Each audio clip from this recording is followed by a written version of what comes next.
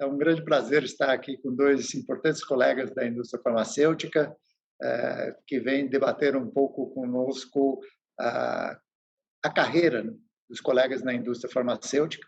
É uma discussão bastante informal, mas esperamos que possa ajudar os outros colegas de como trabalhar na indústria farmacêutica ou áreas afins da indústria farmacêutica. Eu sou Charles Schmidt, vice-presidente da Sociedade Brasileira de Medicina Farmacêutica. Trabalho com a indústria farmacêutica há quase 30 anos, foi um dos ainda reminiscentes da velha guarda da indústria farmacêutica, e estou aqui com dois grandes colegas e amigos, o Marco Hatch, que atualmente é vice-presidente da pesquisa clínica da Novo Nordisk, o Vitor Lima, que é infectologista, líder médico da Pfizer. E a gente vai começar fazendo algumas perguntas a eles. E a primeira pergunta Vitor, você quer começar? O Marco, tanto faz. Como vocês chegaram na indústria farmacêutica? Marco? Bom, Então, pode falar. Por favor. Vitor? Então vou começar. O Vitor vai me dar essa prerrogativa. Eu entrei na indústria farmacêutica, eu tinha terminado a minha residência em ginecologia e obstetrícia e já estava com consultório há mais ou menos um ano. E nesse período, entre o final da residência e nesse primeiro ano que eu estava trabalhando no meu consultório, eu comecei a me interessar por algumas coisas fora da área simplesmente da clínica, de atender paciente. E tive a oportunidade de um programa da Bristol, que eu lembro, conhecer o presidente da época, que era o Mário Grieco, e passar uma semana lá, conhecendo o que um médico fazia na indústria farmacêutica. E eu fiquei acompanhando do lado o Dr. Caldi, que era um gerente médico na época, e a gente eu vi tudo que ele fazia e achei muito interessante. Desde a parte do marketing até revisões regulatórias, ele foi me mostrando, isso aqui é o que eu faço, etc, etc. E aí teve um programa na Pfizer de trainee, que estava iniciando naquele ano, com o Dr. Fittipaldi e Aline Guerra, e eu participei do processo seletivo meio sem saber muito bem o que ia ser. E aí fui felizmente selecionada para entrar nesse processo seletivo, né, nesse programa de trainee, e ali começou minha carreira. Muito bom. Vitor? Eu tive uma entrada muito semelhante à do Marcos. Primeiro, eu queria agradecer a ABMF pelo convite. Charles, muito obrigado. Dar um abraço para o Marco Pet, que eu conheço há um tempão. Eu tenho uma entrada muito semelhante à do Marco na indústria farmacêutica. Eu fazia residência e um dos assistentes na residência médica, eu estava acabando o terceiro ano, era o Eduardo Motti, que hoje é um dos diretores da ABMF. E o Eduardo Motti falou, olha, o que você vai fazer? Acabando o terceiro ano de residência, falou, o que você vai fazer o ano que vem? Eu falei, olha, Edu, vou dar plantão, vou trabalhar aqui, ali e tal. E ele falou, olha, tem um amigo meu, na época ele era diretor médico da Rest, e que ele tem uma vaga lá, você não quer conversar com ele, trabalhar na indústria. Era uma coisa que eu não tinha a menor ideia do que era. Fui lá, falei com a pessoa, não deu certo, e depois eu descobri o papel do headhunter. O meu currículo começou a rodar em várias empresas.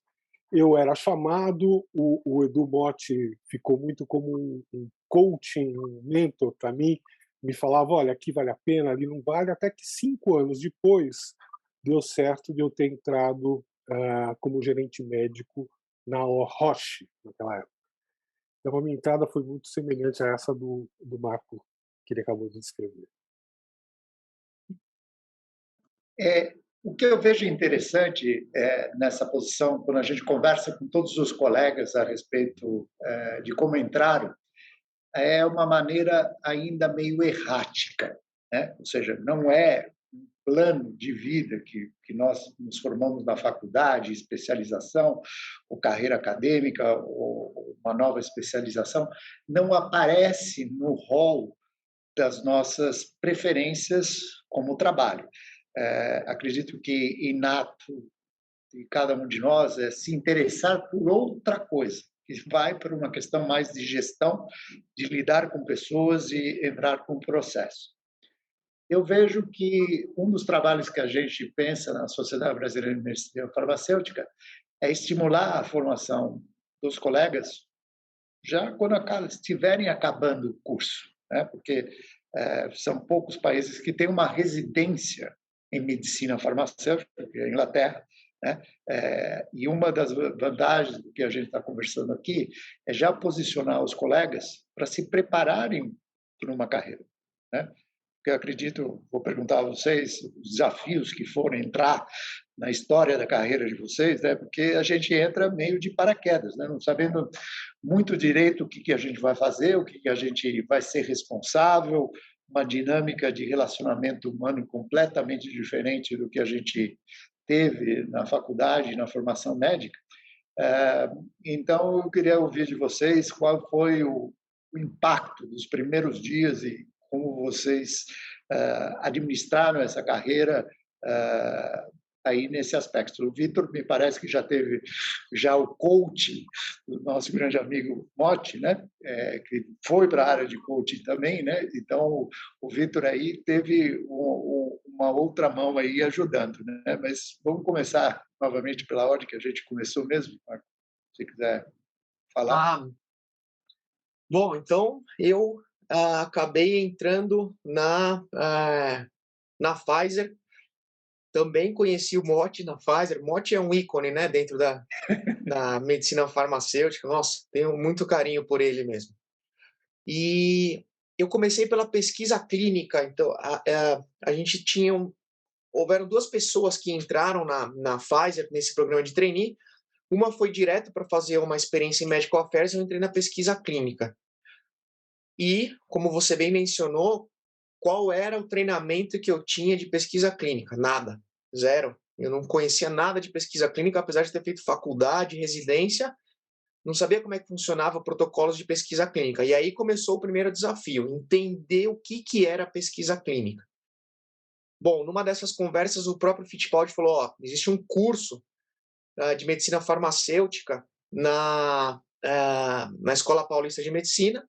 Se você quiser fazer, eu acho que te ajuda muito. E comecei a fazer esse curso lá na Escola Paulista de Medicina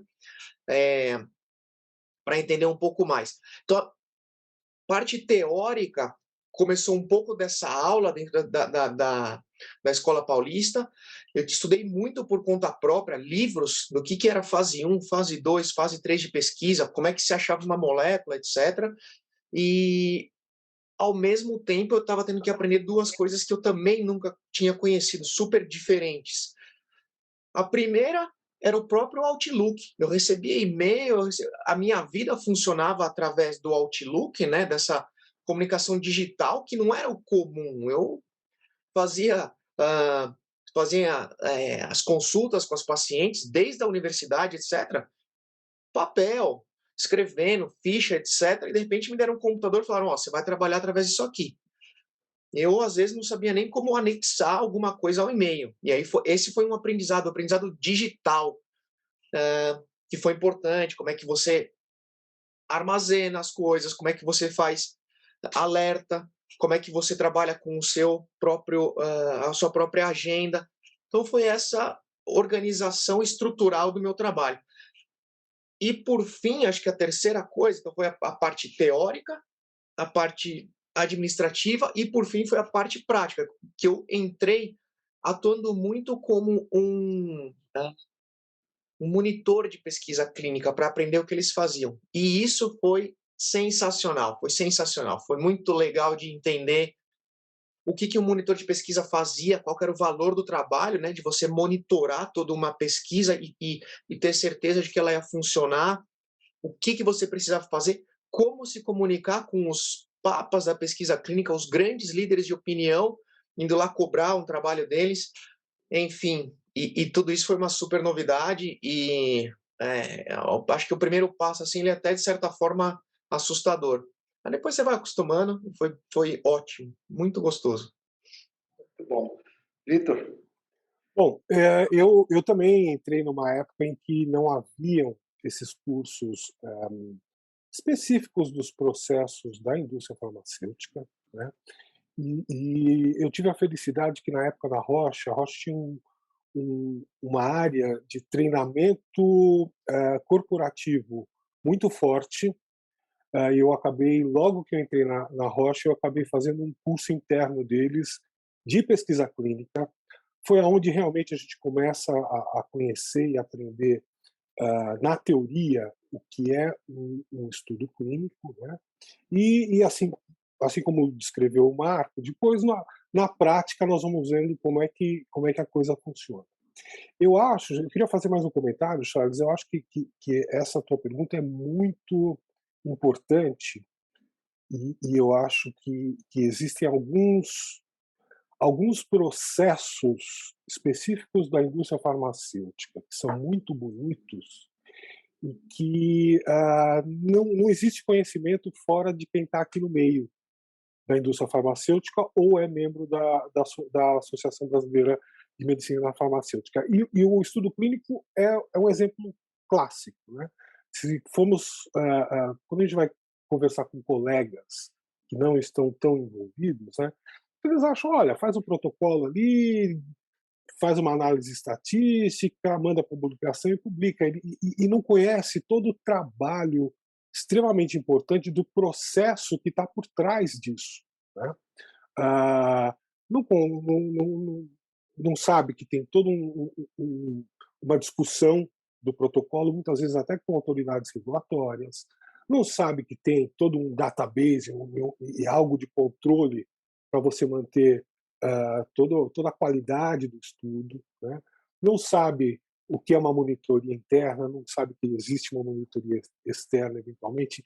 Então, este processo do estudo clínico, que é uma parte do que faz o médico da indústria farmacêutica, é um processo totalmente desconhecido fora de quem trabalha na área. E aí, voltando à sua questão, Charles, eu acho muito interessante que um grupo como a ABMF possa liderar uma discussão e, eventualmente, vários treinamentos nesse sentido, porque realmente é algo que falta dentro do treinamento da escola do médico.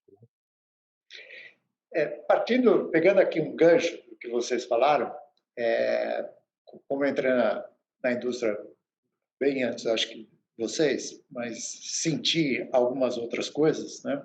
Porque quando eu entrei na indústria farmacêutica, eu já estava completando meu doutorado, né? Então, já estava numa evolução, carreira acadêmica avançada, né?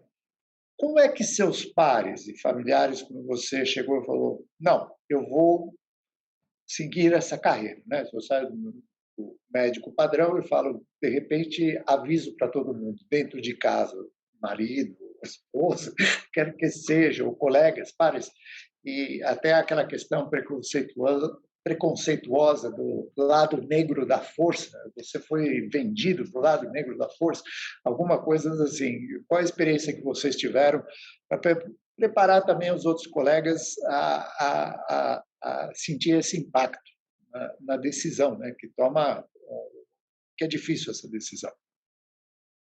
Marco, se você quiser começar de novo. Interessante você falar isso. Foi a primeira frase que eu ouvi quando eu contei para algum amigo. Foi, nossa, foi para o lado negro da força, né? Lembro bem disso e lembro também, depois de 2 anos, por uma coincidência da vida, a gente começou a trabalhar num protocolo de pesquisa junto.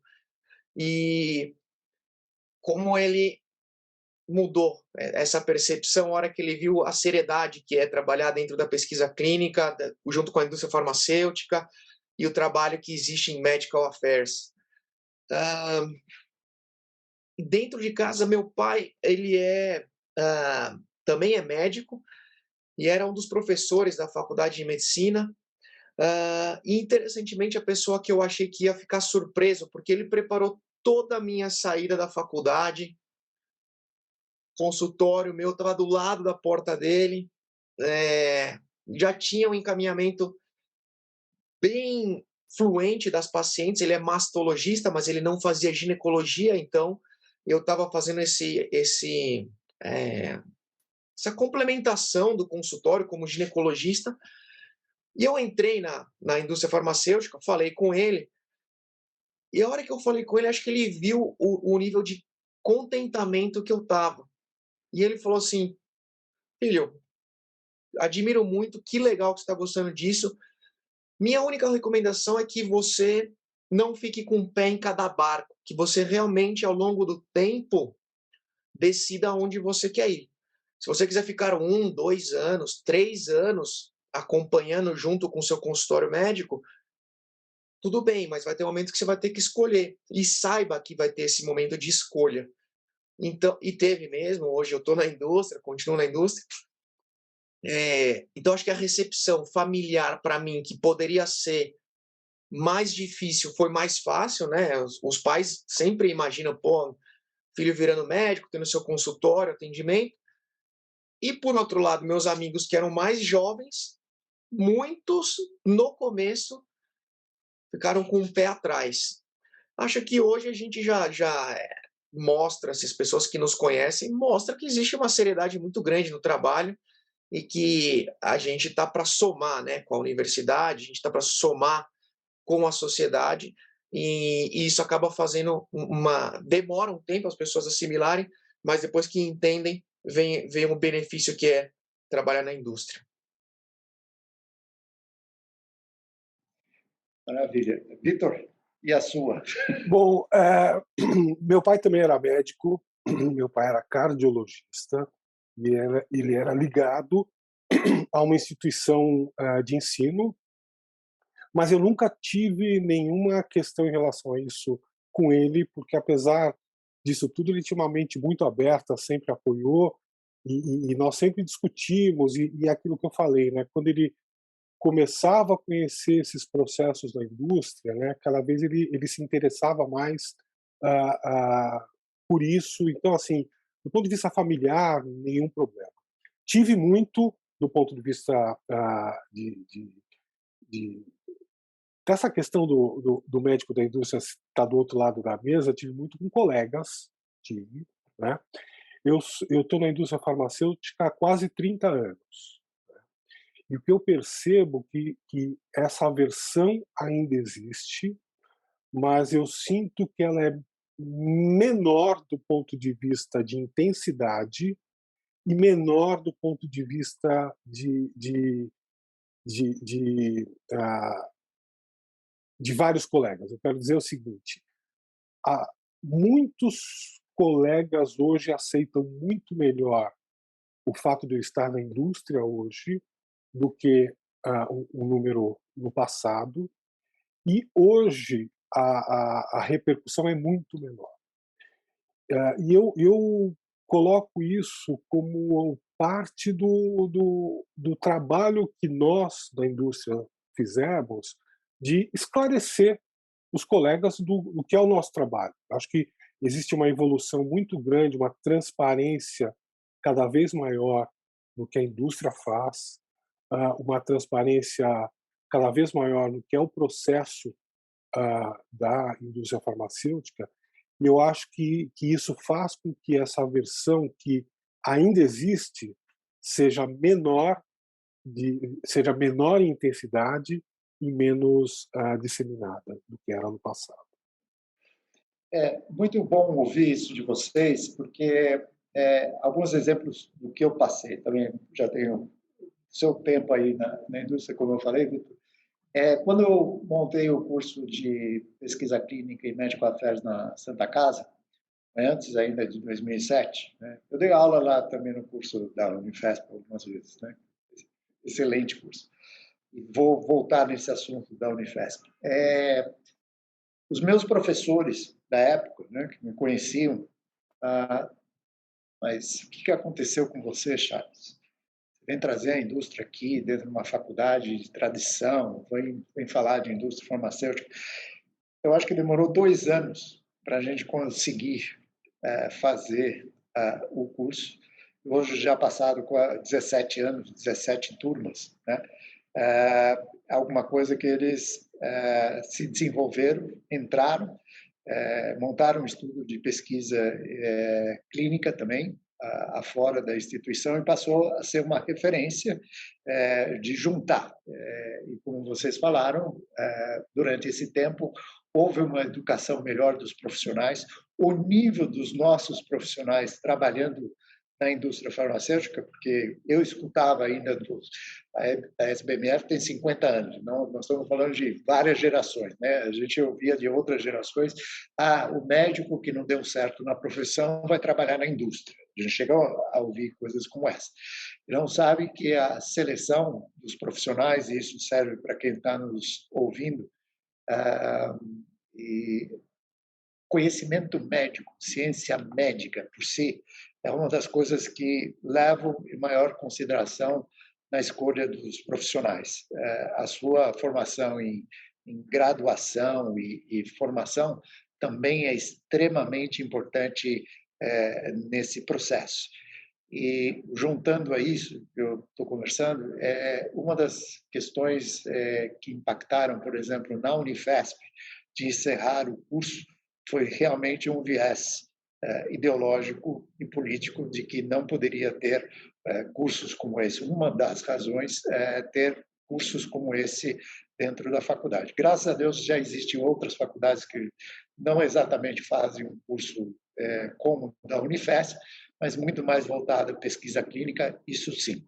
Então, puxando o gancho para alguma coisa como essa, a gente falou um pouco de Medical Affairs. Vocês acreditam que muitas posições em Medical Affairs não tem colega médico, é um outro profissional de saúde? Como vocês veem esse tipo de posicionamento de mercado, né? E qual a posição dos nossos colegas tendo que ligar em posições de Medical Affairs que não são médicos? O que vocês, a opinião de vocês em relação a isso?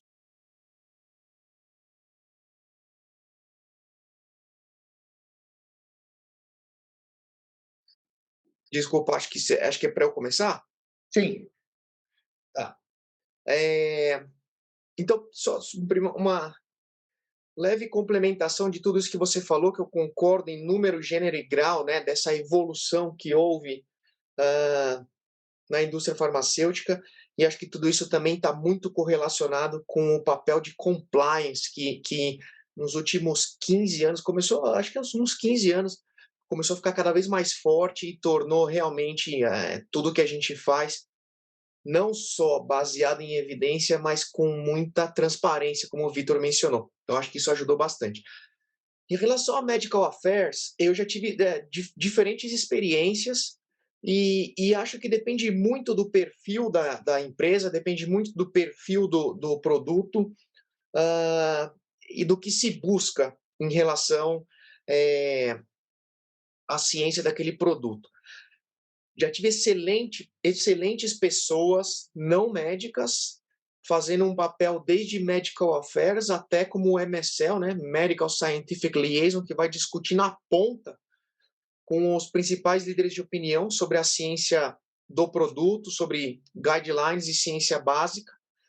Acho que é possível a pessoa sim se desenvolver e se tornar um especialista naquela posição.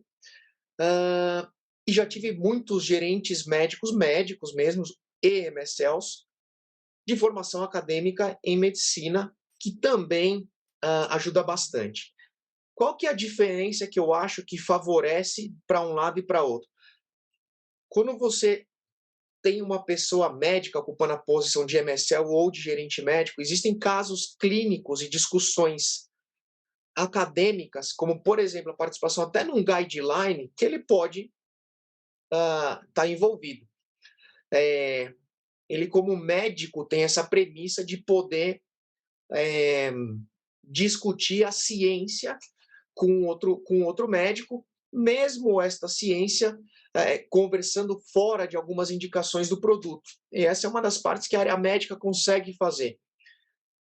Quando não se tem um médico nessa posição, fica um pouco mais difícil, porque ele talvez não tenha a mesma formação e o entendimento do que o seu interlocutor tem sobre aquela posição. E às vezes o próprio interlocutor não se sente à vontade para discutir um caso com aquela pessoa. Mas como dentro da indústria, o papel de administrativo é muito importante, talvez essa comunicação, quando necessária, ela pode ser suprida por outros colegas médicos dentro da indústria. Então, eu acho que existem oportunidades para os dois, sim. Acho que em termos de carreira, a pessoa médica tem caminhos diferentes do que a pessoa que não é médica, mas ambos têm oportunidades inúmeras dentro da indústria farmacêutica, que vão de um gerente médico você ir para a área de marketing, como o grande Vitor também já fez, você ir trabalhar com business development, você ir trabalhar em pesquisa clínica, a área médica pode subir e se tornar um especialista de produto. Enfim, eu acho que existe espaço para esse desenvolvimento de ambos os profissionais. Vitor, qual a sua Thales, posição? eu acho que quem trabalha na área médica da indústria farmacêutica, ele tem que ser um especialista daquilo que ele está trabalhando naquele momento e ser uma pessoa que tenha flexibilidade para ser especialista numa posição futura. O que eu quero dizer com isso? Deixa eu te dar um exemplo bastante prático. No meu time hoje eu tenho, por exemplo, uma microbiologista que ela tem um cargo equivalente ao de um gerente médico. Ela é uma gerente científica. Ela faz medical affairs, não sendo médica.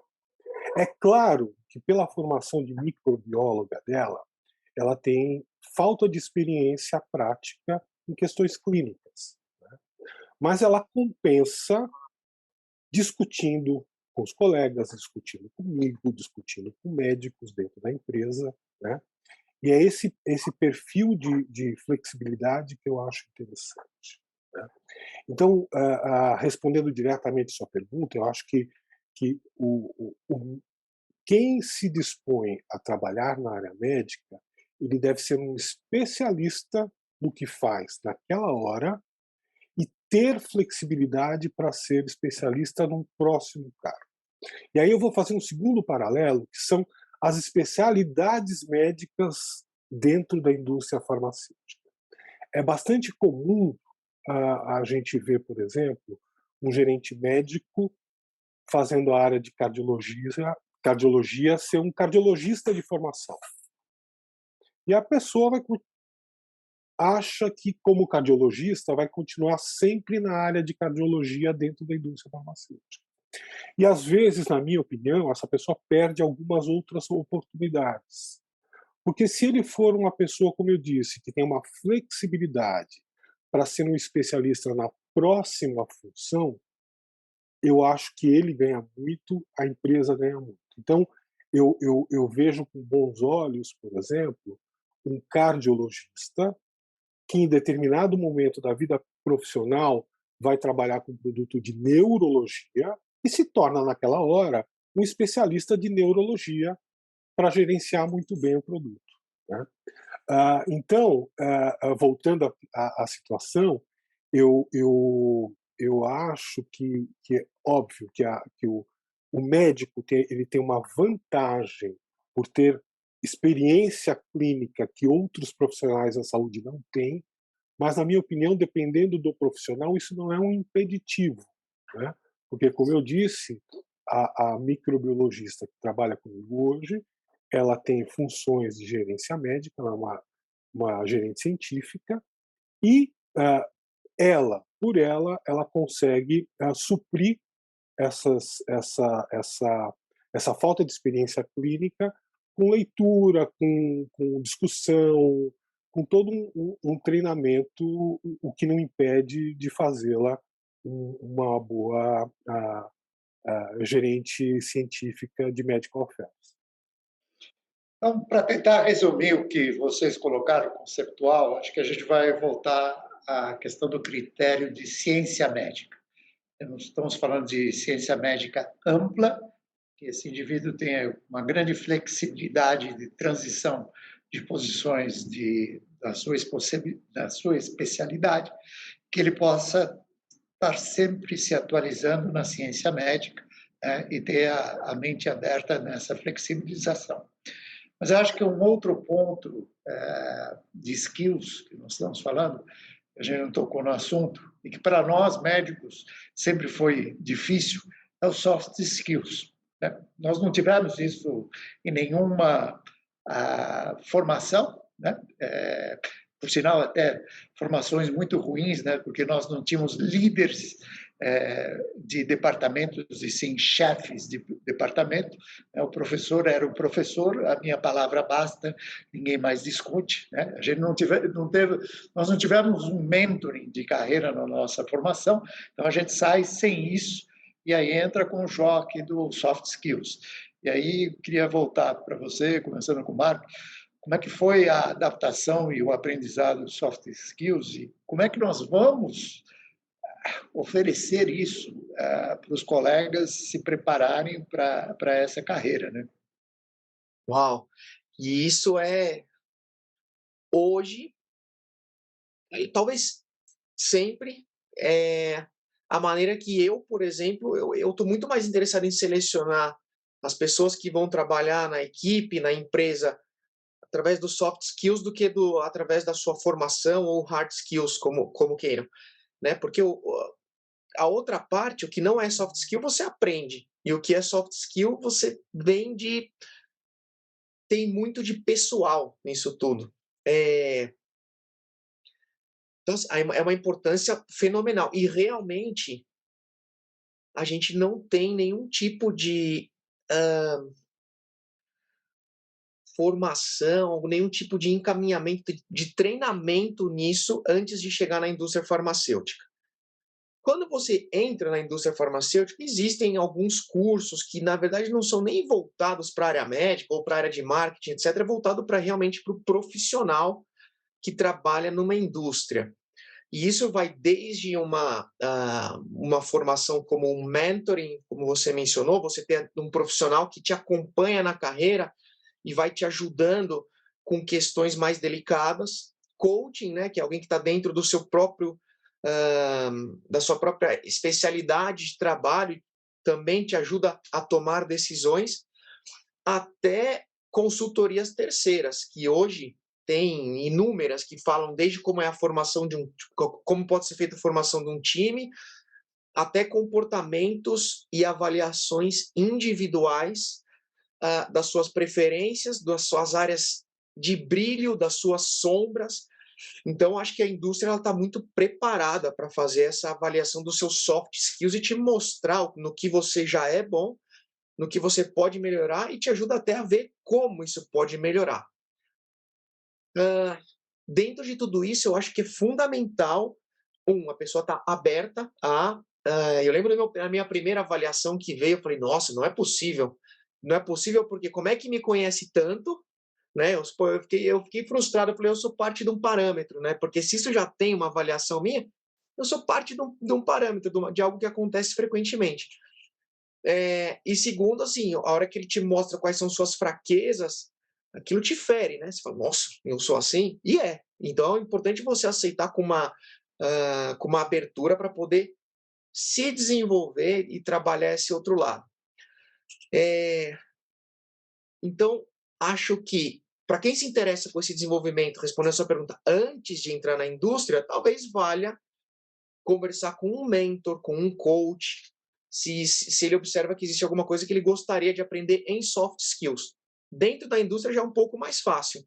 Existem esses cursos, são cursos voltados para um departamento, voltados às vezes até para uma empresa inteira, que pode acompanhar, e eles fazem essa avaliação psicológica individual e para onde você pode ir, o que você pode melhorar. Enfim, é interessantíssimo, e cada vez que eu trazia para casa, assim, a minha esposa dava risada e falava, ó, esse aí é você. E aí você lida com aquilo, como é que eu vou fazer diferente? Muito bom, muito bom. Vitor? Eu, mais uma vez, vou concordar com o Marco. Eu acho que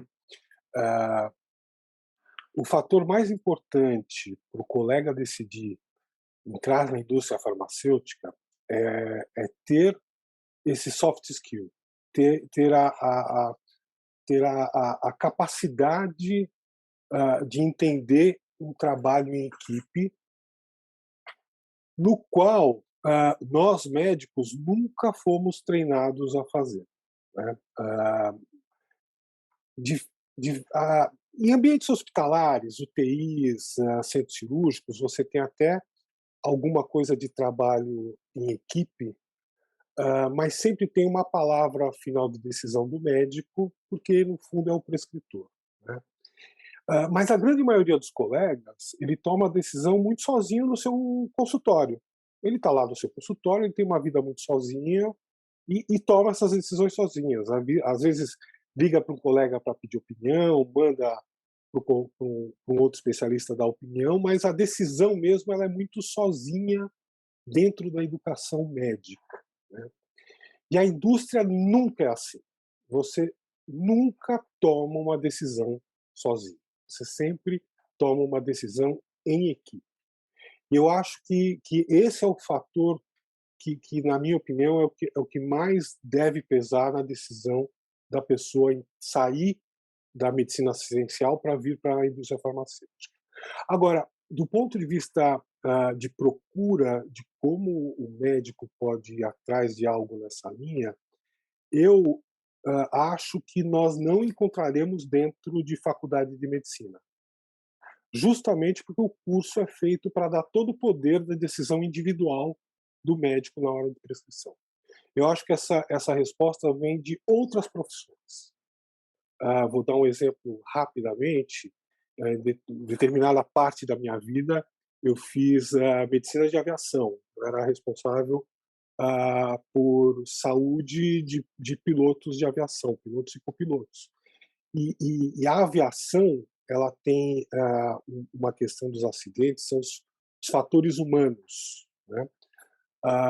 Tem estudos científicos bem embasados que aproximadamente metade dos acidentes aeronáuticos eles acontecem por falha humana e quase que 70% deles poderiam ser evitados se houvesse um bom gerenciamento entre as duas pessoas ou três pessoas que estão gerenciando o avião, né? Para mim, esse é um exemplo claro do tipo de curso que alguém que está na área médica da indústria farmacêutica deve fazer. Como você gerencia os seus colegas que têm experiências diferentes, conhecimentos diferentes, intenções diferentes, como é que esse grupo gerencia para chegar no melhor resultado, né? Então, Charles, para te responder, eu acho que essa resposta de como a gente vai, como a gente pode melhorar os soft skills dos colegas médicos, eu não vejo que a gente encontre dentro da faculdade de medicina, não. Eu acho que a gente vai encontrar fora da área da medicina.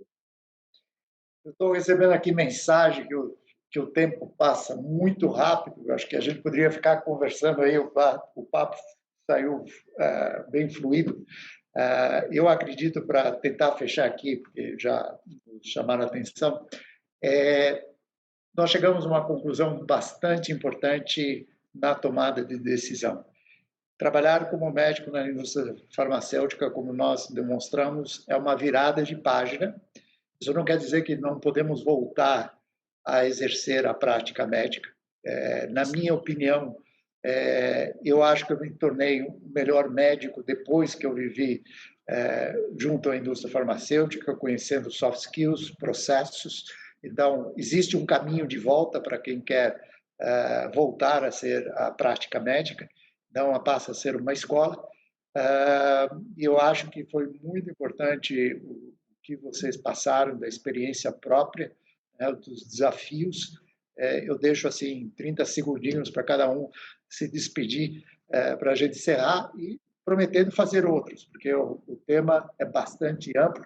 Nós vamos ter um congresso mais ao final do ano e vamos falar mais de carreira, então já vamos fazendo publicidade para quem gostar se inscrever no congresso. Marco?